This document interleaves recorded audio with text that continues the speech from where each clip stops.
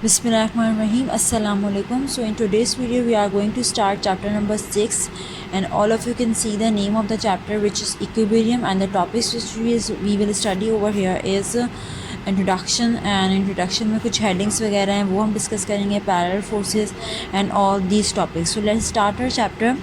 सो introduction के अंदर हमारे पास कुछ बेसिक टॉपिक्स हैं. सबसे पहले तो equilibrium. So what is equilibrium? Equilibrium होती क्या है, किसको हम इक्विलिब्रियम स्टेट कहते हैं? सही है, a body that is either at rest or moving with uniform speed in a straight line or rotating with a uniform speed is said to be equilibrium. Equilibrium का मतलब होता है बॉडी जिस state में है वैसे ही रहे. अब बॉडी अगर रेस्ट स्टेट में है तो वो रेस्ट स्टेट में ही रहे, ठीक है. बॉडी अगर यूनिफॉर्म स्पीड से मूव करी, मतलब उसकी स्पीड जो है वो यूनिफॉर्म है, अगर 10 है तो 10 ही रहे पूरे रास्ते. सही है. अब वो आइदर स्ट्रेट लाइन में मूव करे, या फिर बॉडी अगर रोटेट कर रही है किसी भी फिक्स एक्सिस के अराउंड, अगर बॉडी रोटेट कर रही है, जैसे फ़ैन वगैरह होता है, तो उसकी जो स्पीड हो वो यूनिफॉर्म रहे, मतलब उसकी स्पीड चेंज ना हो, ठीक है. तो ये तमाम चीज़ें, मतलब बॉडी जिस स्टेट में है वैसे ही रहे, तो that is basically your equilibrium. सही है. नाउ द स्टैटिक्स बेसिकली है क्या? Statics is the study of the forces acting on a stationary bodies. Statics physics की वो ब्रांच है जिसके अंदर हम इक्विलिब्रियम स्टेट को पढ़ते हैं. और इक्विलिब्रियम स्टेट के अंदर जो बॉडीज़ उस टाइम पे उस बॉडी के ऊपर एक्ट कर रही होती हैं, जो फोर्सेस उस टाइम पे उस बॉडी के अंदर एक्ट कर रही होती हैं, डैट इज़ बेसिकली स्टैटिक्स. हम उसको स्टैटिक्स की ब्रांच में पढ़ते हैं. और स्टैटिक्स की ब्रांच में ही हमारे पास पे दो चीज़ें आ जाती हैं, स्टैटिक इक्विलिब्रियम और डायनामिक इक्विलिब्रियम. स्टैटिक इक्विलिब्रियम क्या होती है? स्टैटिक आपको नाम से बहुत क्लियर है कि अपनी बॉडी रेस्ट पर होगी. Body at rest is in static equilibrium. अगर कोई बॉडी रेस्ट पर है तो वो कौन सी इक्विलिब्रियम है? वो स्टैटिक इक्विलिब्रियम है. डायनामिक का मतलब होता है movement, that moving in a straight line with uniform speed. Dynamic equilibrium कहते हैं कि जब भी बॉडी मूव कर रही हो, लेकिन हमेशा मूव कौन सी स्पीड से कर रही होगी? यूनिफॉर्म. यूनिफॉर्म का मतलब ये है कि उसकी वेलोसिटी या स्पीड में चेंज नहीं आएगा, ठीक है. जो इनिशियल होगी वही फाइनल होगी, जो फाइनल होगी वही इनिशियल होगी. सही है. तो ये आपकी डायनामिक इक्विलिब्रियम हो जाती है. Okay, so now the second topic is parallel forces. Parallel forces क्या होती हैं? When a number of forces x on a body, जब बहुत सारी फोर्सेस किसी बॉडी के ऊपर अप्लाई हों, and if the direction are parallel, और वो सारी जो फोर्सेस की जो डायरेक्शन हो वो पैरेलल हो, ठीक है. पैरेलल कहते हैं कि अभी कॉन्साइड ना हो लेकिन डायरेक्शन आपकी उसी में हो. सही है. जैसा ये है. देखें, सब कोई किसी से कोइंसाइड नहीं होगी फोर्स, लेकिन सब एक दूसरे के पैरेलल हैं, ठीक है. तो ऐसी फोर्सेस को क्या कहा जाता है? Parallel forces. पैरेलल फोर्सेस के अंदर ये मज़ीद दो कैटेगरीज आ जाती हैं, लाइक पैरेलल फोर्सेस और अनलाइक पैरेलल फोर्सेस. तो लाइक पैरेलल फोर्सेस को देख लेते हैं. लाइक पैरेलल फोर्सेस हम कहते हैं कि आपको जब इफ़ टू पैरेलल फोर्सेस है द सेम डायरेक्शन, अगर दो जो पैरेलल फोर्सेस हैं उनकी डायरेक्शन सेम है, मतलब दोनों अगर अपवर्ड मूव कर रही हैं, तो वो ये दोनों क्या कहलाएंगी? लाइक पैरेलल फोर्सेस, ठीक है. और अगर एक अपवर्ड मूव कर रही है और एक डाउनवर्ड मूव कर रही है, तो देखें डायरेक्शन इनकी अपोजिट है, ठीक है. तो इस वजह से डायरेक्शन अपोजिट होने की वजह से हम क्या कहेंगे? ये अनलाइक पैरेलल फोर्सेस है. अच्छा, अब हमारे पास क्या टॉपिक है कि हमारे पास पैरेलल फोर्सेस और अनलाइक, मतलब लाइक पैरेलल फोर्सेस और अनलाइक पैरेलल फोर्सेस तो आ गए, ठीक है. अब इनके दो जो फोर्सेस जो पैरेलल हैं आपस में और लाइक भी हैं, तो इनका कोई ना कोई रिजल्टेंट तो होगा. लाइक का मतलब क्या हुआ कि दोनों एक डायरेक्शन में थी. आप लोग देख सकते हैं ये भी फोर्स इसी डायरेक्शन में, ये भी फोर्स इसी डायरेक्शन में. तो ये दोनों पैरेलल फोर्सेस, अगर मुझे इनका रिजल्टेंट निकालना होगा तो कैसे निकालूंगी? F1 + F2. और क्योंकि लाइक हैं ये, ठीक है. अब अनलाइक होगी तो मतलब एक ऊपर और एक नीचे, तो अनलाइक पैरेलल फोर्सेस हो गई, ठीक है. तो इस केस में मैं क्या करूँगी? F1 - F2 कर दूँगी. Now the next topic is axis of rotation. Axis of rotation किसको कहते हैं? Let me read it out.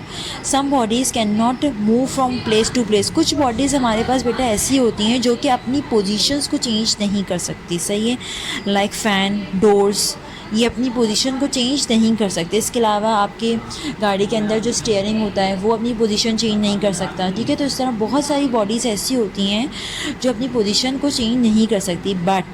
They can rotate, लेकिन वो अपने ही एक पॉइंट पे रहकर, अपने ही एक एक्सिस पे रहकर वो मूव हो सकती हैं। जिस तरह से डोर होता है हमारे पास, डोर का एक पॉइंट फिक्स होता है, ठीक है, ये डोर है, डोर का एक पॉइंट फिक्स होता है, ठीक है, ये वाला एक साइड फिक्स होती है, लेकिन बाकी डोर इसी के एक्सिस के अराउंड मूव कर सकता है, ठीक है। सेम इसी तरह हमारे पास फ़ैन का भी सेंटर का पॉइंट फिक्स होता है, बाकी फ़ैन के जो विंग्स होते हैं वो इसके अराउंड एक्सिस में, इस एक्सिस के अराउंड मूव कर रहे होते हैं, ठीक है। बिल्कुल इसी तरह से हमारे पास जो स्टीयरिंग होता है, स्टीयरिंग में भी सेंटर पॉइंट फिक्स होता है और बाकी जो है वो रोटेट कर सकता है, ठीक है।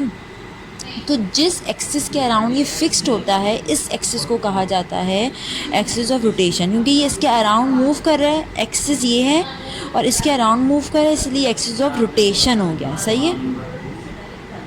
Now the new topic is torque और मोमेंट ऑफ फोर्स। टॉर्क कहूँ या मोमेंट ऑफ फोर्स कहूँ बेटा एक ही बात होती है। टॉर्क कहते हैं किसको है, late me read out. If a body is capable of rotating about an axis, अगर एक बॉडी है जो किसी, देखिए अभी आपने एक्सिस बताया था, ठीक है, ये एक्सिस था, इसके अराउंड जो है बॉडी मूव कर रही थी, तो जो इसके अराउंड मूव कर रही है, ठीक है, जो टर्निंग इफेक्ट आ रहा है, चाहे वो राइट पे हो या लेफ़्ट पे हो या क्लॉकवाइज हो, एंटी क्लॉकवाइज हो, जो टर्निंग इफेक्ट आ रहा है इसका, इस एक्सिस के अराउंड, फिक्स्ड एक्सिस के around, that is basically your torque, ठीक है। जो इसके ऊपर टर्न, देखिए जब मूव करी तो उसके ऊपर लाजमी कोई ना कोई फोर्स लग रही है, ठीक है। तो जब फोर्स लग रही है, और if you can see it, force on this body will rotate it about the axis, जो फोर्स लग रही है वो बेसिकली इस बॉडी को इसके एक्सिस के अराउंड मूव कर रही है। जो टर्निंग इफेक्ट आया है जो फोर्स की वजह से, ठीक है, फोर्स की वजह से जो बॉडी चेंज हुई, टर्न हुई, दैट इज़ बेसिकली टॉर्क, और you can say moment of torque, ठीक है। आप ये टॉर्क जो है आपका डायरेक्शन जो बॉडी की होती है वो क्लॉकवाइज भी हो सकती है, ठीक है, और इसके here all of you can see the formula of the torque. हमने कहा कि टॉर्क जो है वो किसकी वजह से प्रोड्यूस होती है, फोर्स की वजह से, ठीक है। द टॉर्क और moment of a force about an axis, किसी भी एक्सिस के around, is the product of the force and the moment arm. Force और मोमेंट आर्म के जो है वो इक्वल होती है, ठीक है। टॉर्क, तो टॉर्क किसके बराबर हो गया, force multiply by moment arm. Moment arm क्या होता है, बेसिकली मोमेंट आर्म ये होता है, जिस तरह से ये डोर था, सही है, ठीक है, तो इसका यहाँ से लेकर यहाँ तक डिस्टेंस, डैट इज़ डी, ठीक है। तो ये मोमेंट आर्म हो गया आपके पास। तो torque equals to F multiply by D. Torque किससे रिप्रेजेंट करते हैं, इससे रिप्रेजेंट करते हैं हम, सही है।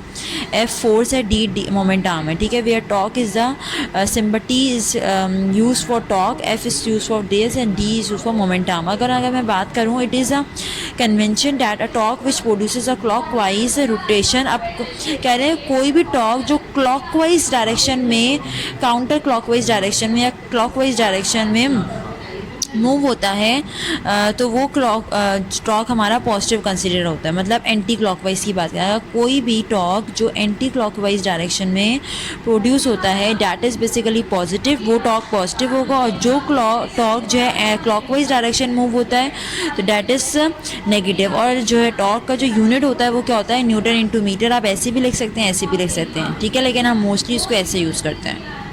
Now the new topic is center of the gravity. Center of gravity basically होती क्या, let me read it out. Every body is a made of, देखें हर बॉडी जो होती है वो किसी ना किसी पार्टिकल से मिलकर बनती है, और उसको वो बॉडी जो है वो ज़मीन उसको किसी ना किसी फोर्स से खींच रही होती है, ठीक है।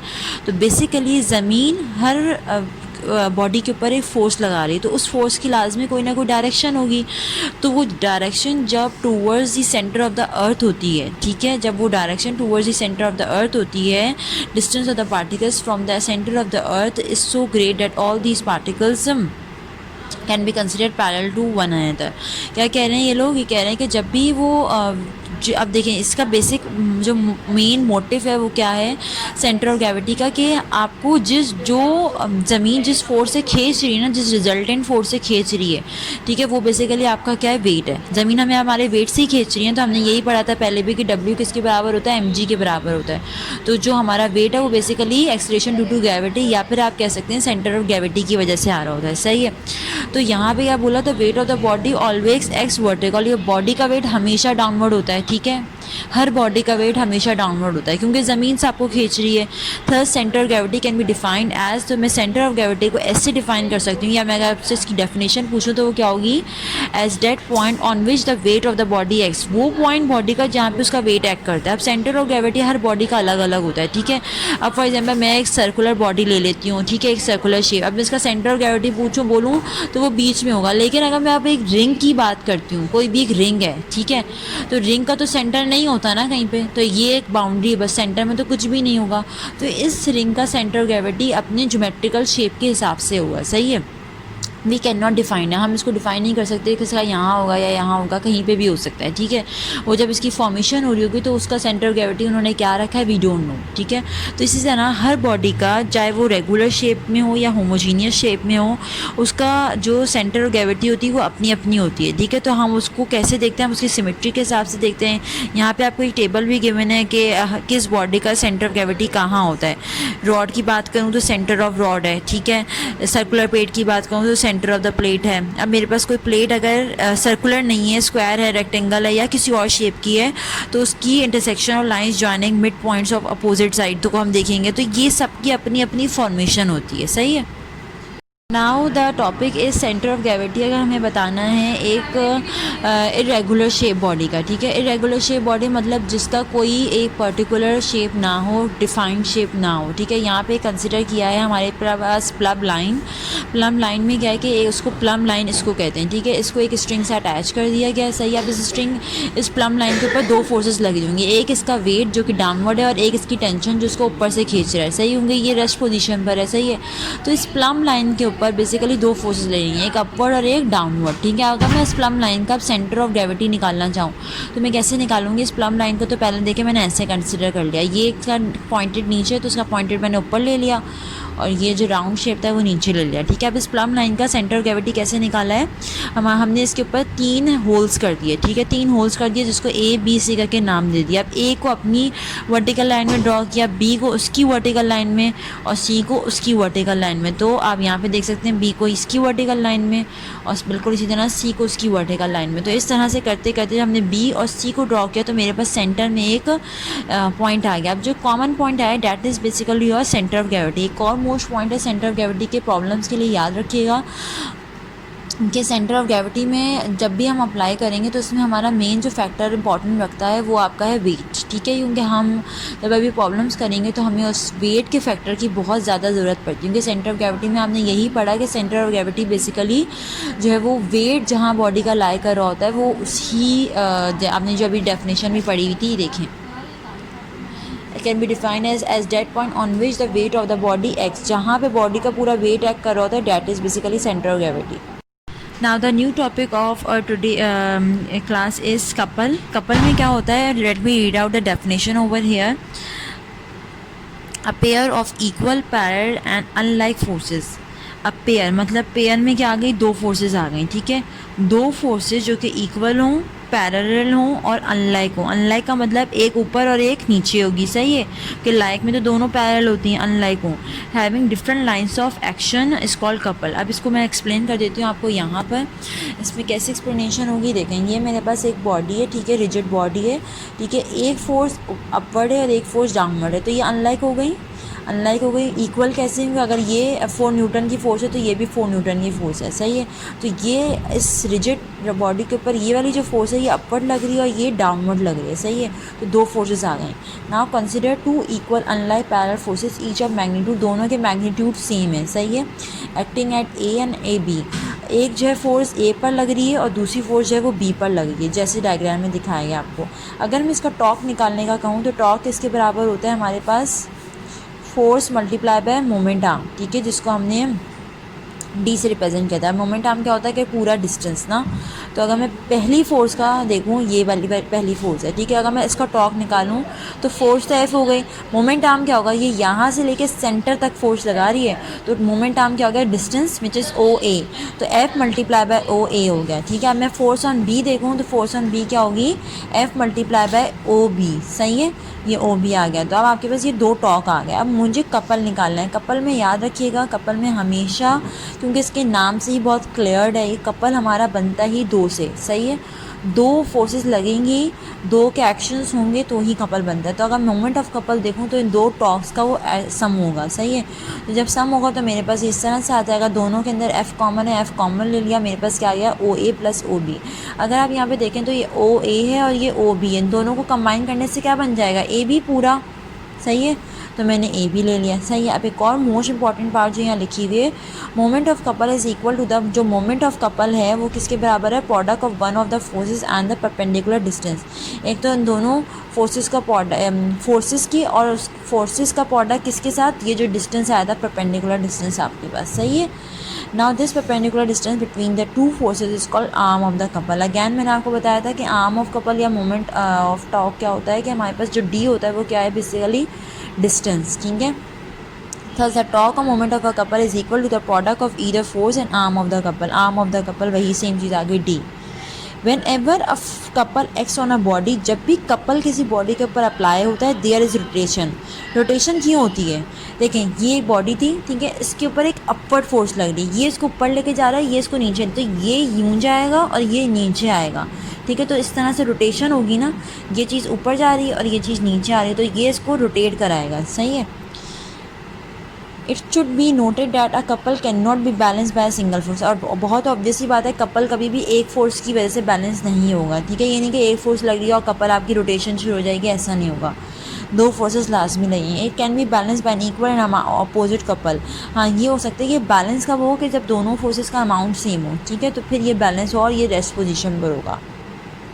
Okay, now our new topic is equilibrium of bodies under the action of coplanar forces. अब आपको इक्विलिब्रियम की कुछ कंडीशंस एग्जांपल्स बताएंगे, ठीक है। हमने दो तरह की इक्विलिब्रियम्स पढ़ी हैं, स्टैटिक और डायनेमिक, ठीक है। स्टैटिक की भी एग्जांपल्स दो बताएंगे और डायनेमिक की भी दो एग्जांपल्स बताएंगे, ठीक है। जब स्टैटिक इक्विलिब्रियम में बॉडी होती है तो बॉडी रेस्ट पर होती है, और डायनेमिक में होती है तो बॉडी मूव कर रही होती है, बट विथ यूनिफॉर्म मोशन, ठीक है। मूव करती है डायनेमिक में, सही है, लेकिन यूनिफॉर्म मोशन होती है, वेलोसिटी सेम होती है, स्पीड सेम होती है, जिसकी वजह से हम ये कहते हैं कि बॉडी इक्विलिब्रियम है। और यूनिफॉर्म एक्सेलरेशन मतलब यूनिफॉर्म वेलोसिटी है। जब यूनिफॉर्म वेलोसिटी मतलब वेलोसिटी के अंदर कोई चेंज नहीं आ रहा, तो उसकी एक्सेलरेशन जो है वो ज़ीरो होती है। और रेस्ट पर है तो ऑटोमेटिकली बॉडी ही ज़ीरो है, वेलोसिटी ही ज़ीरो है, तो ऑब्वियसली बात है एक्सेलरेशन तो ज़ीरो होगी, सही है। तो now let's discuss the examples. This is the first example of the static equilibrium.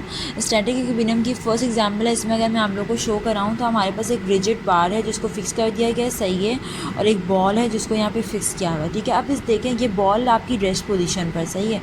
क्यों रेस्ट है, क्योंकि इसके ऊपर दो फोर्सेस लगनी है, एक इसका वेट और एक इसकी टेंशन, जो कि जिस फोर्सेस को ये ऊपर खींचा, तो ये दोनों फोर्सेस बराबर हैं, तभी ये बॉडी जो है वो आपकी रेस्ट पर है। ये क्या पॉइंट शो किया हुआ है, ये सेंटर ऑफ ग्रेविटी शो किया हुआ है, ठीक है। So this is the example of the first example of static equilibrium. Same here, यहाँ पे हमारे पास सिंस द ब्लॉक है all the forces are balance. अब ये ब्लॉक है आपका, इस ब्लॉक को जो है यहाँ से फिक्स कर दिया गया और ये इसको खींच रहा है, ठीक है।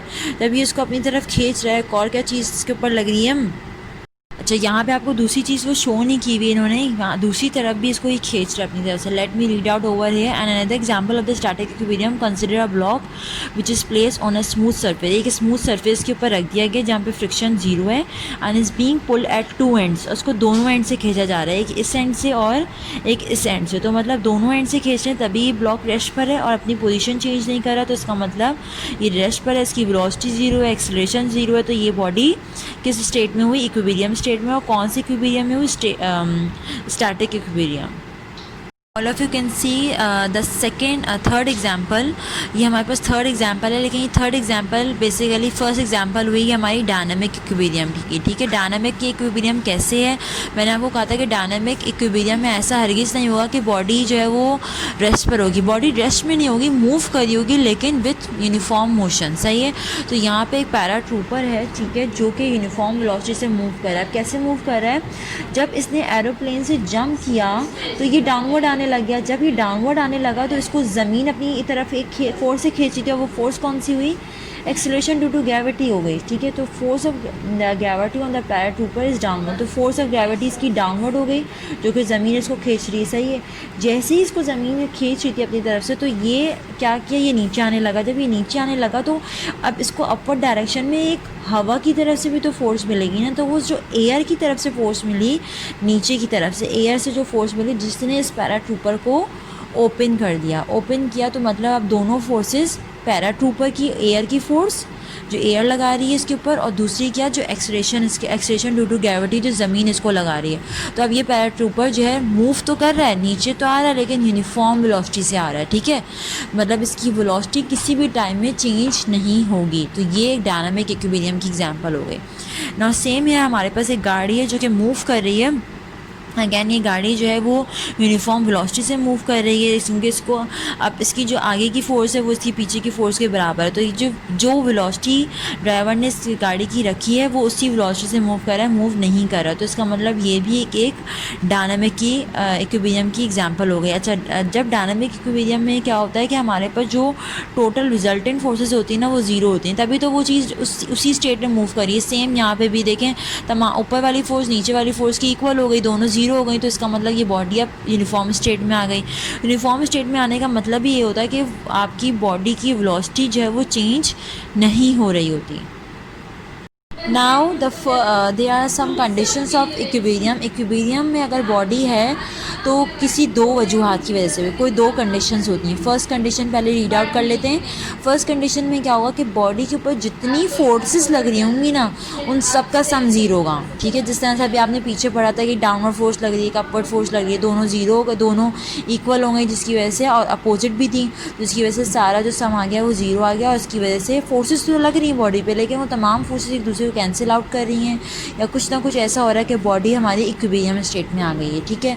अब वो ऑल फोर्सेस, ठीक है, F1 + F2 + F। अब यहाँ पे ये क्या बताया कि ये नहीं कि सिर्फ F, यहाँ पे ये बताया है कि हमें एक्स डायरेक्शन की जितनी फोर्सेस हैं और वाई डायरेक्शन की जितनी फोर्सेस हैं, मतलब वो तमाम फोर्सेस को मिलाकर, ठीक है। ये नहीं कि सिर्फ एक्स डायरेक्शन की देखेंगे या वाई की, नो, चाहे बॉडी की फोर्स एक्स डायरेक्शन में लग रही है, वाई डायरेक्शन में लग रही है, ऑल फोर्सेस का सम क्या होगा, ज़ीरो होगा। और ये किसको शो कर रहा है, सम को। सम का मतलब है कि इट्स ऑल फोर्सेस, ठीक है, F1 F2 F3 and onwards.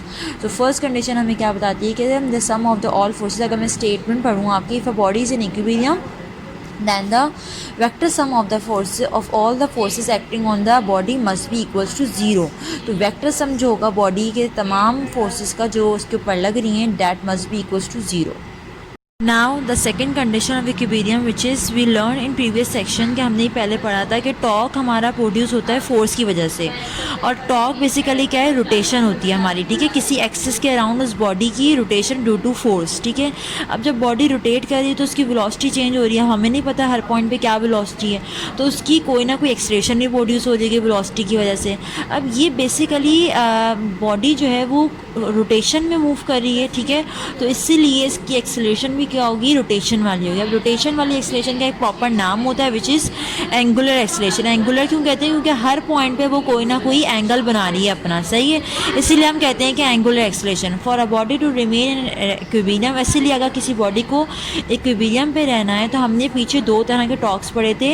हमने पढ़ा था एंटी क्लॉकवाइज डायरेक्शन और क्लॉकवाइज डायरेक्शन। तो एंटी क्लॉकवाइज डायरेक्शन का टॉर्क पॉजिटिव था, क्लॉकवाइज डायरेक्शन का टॉर्क जो है वो नेगेटिव था। तो दोनों का सम हमेशा क्या होगा, ज़ीरो होगा। और यही हमारी सेकेंड कंडीशन ऑफ इक्विलिब्रियम है। If you can see that हमारी सेकेंड कंडीशन ऑफ इक्विलिब्रियम की जो स्टेटमेंट है वो क्या है, if a body is in equilibrium then the sum of the torque acting on the body must be zero. जो इस बॉडी के ऊपर जितने भी टॉर्क्स लग रहे होंगे उनका जो सम होगा वो किसके बराबर होगा, ज़ीरो होगा, ठीक है।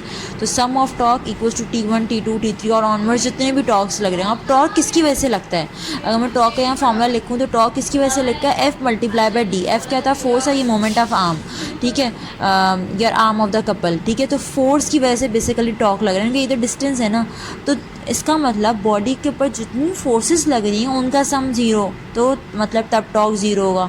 तो अगेन यहाँ पे देख लेते हैं, यहाँ पे एक रिजिड बॉडी है जिसके सेंटर में इन्होंने जो है वो ब्लॉक रख दिया, उसके ऊपर एक रिजिड बॉडी को फिक्स किया है। अब यहाँ पे कुछ डायरेक्शन और फोर्सेस बताएंगे कि F1 यहाँ लग रही है, F2 यहाँ, F3 डाउनवर्ड, F4 भी डाउनवर्ड, तो ये कुछ फोर्सेस लग रही हैं। अब इन तमाम फोर्सेस का जब सम ज़ीरो होगा तो इसका मतलब तब आपका टॉक भी इन तमाम फोर्सेस के रिस्पेक्ट से जो टॉक आ रहा होगा वो भी ज़ीरो होगा। ठीक है, यहाँ पे आप देख सकते हैं टॉक 1 प्लस टॉक 2, लेकिन टॉक 1 डाउनवर्ड है क्योंकि ये जो है वो क्लॉकवाइज डायरेक्शन है, टॉक 2 जो है वो एंटी क्लॉकवाइज डायरेक्शन है, तो उसको माइनस ले लिया। फिर टॉक 3 आपका क्लॉकवाइज आ गया, फिर टॉक 4 आपका क्लॉकवाइज आ गया, एंड देन इसी तरह टॉक 5 आपका फिर आ गया, देन टॉक 6। ठीक है, तो इन तमाम टॉक्स का सम क्या होगा, फाइनल ज़ीरो होगा। देखें दोनों sum of clockwise counter clockwise moments and sum of the clockwise moment दोनों बराबर आएंगे, मतलब दोनों आपस में एक दूसरे के बराबर हो जाएंगे, इसका मतलब दोनों ज़ीरो हो जाएंगे। तो हमारे पास क्या होगा, सेकंड कंडीशन इक्विलिब्रियम प्रूफ हो जाएगी। तो हमारे पास फर्स्ट कंडीशन इक्विलिब्रियम में क्या था, सम ऑफ ऑल फोर्सेस, चाहे वो एक्स डायरेक्शन में हो या वाई डायरेक्शन में हो, तो तमाम फोर्सेस का सम ज़ीरो होगा, तो वो फर्स्ट कंडीशन ऑफ इक्विलिब्रियम होगी। सेकंड में क्या होगा, तमाम टॉक्स का जो सम होगा वो इक्वल्स टू ज़ीरो आना चाहिए। Now it's our last topic of chapter number 6। Chapter number 6 का लास्ट टॉपिक है which is states of equilibrium. States of equilibrium में हमारे पास 3 स्टेट्स होती हैं, stable, unstable and neutral. Stable state क्या होती है, देखें जिस तरह से यहाँ पे मैं एग्जांपल के थ्रू समझाती हूँ। स्टेबल स्टेट में क्या होता है, जब बॉडी को मैं डिस्प्लेस करूँ तो वो अपनी ओरिजिनल पोजीशन पर वापस आ जाए। ठीक है, ये मेरे पास एक कोन है, ठीक है, इस कोन को मैंने ऊपर से, ये इसके पॉइंट से थोड़ा सा राइट हैंड साइड की तरफ मैंने उठाया, उसके बाद मैंने छोड़ दिया, तो ये क्या करेगा, ये थोड़ी देर के लिए एक राउंड मोशन पे मूव करेगा और उसके बाद दोबारा से अपनी पोजीशन पे वापस आएगा। ठीक है, you can do it also. आपके पास जो बर्थडे कैप्स आती हैं आप उनको कर सकते हैं। आप इसको हल्का सा थोड़ा सा राइट साइड की तरफ मूव करें या लेफ़्ट साइड की तरफ मूव करें, तो पूरा आपने नीचे नहीं गिराना, आपने थोड़ा सा जस्ट मूव करना है। आप इसको डिस्प्लेस करने की कोशिश करें तो ये थोड़ी सी देर के लिए एक राउंड मूवमेंट लेगा, उसके बाद ये वापस अपनी पोजीशन पर वापस आएगा। तो दैट इज़ बेसिकली योर, जब बॉडी अपनी को आपने डिस्प्लेस करने की कोशिश की और वो वापस अपनी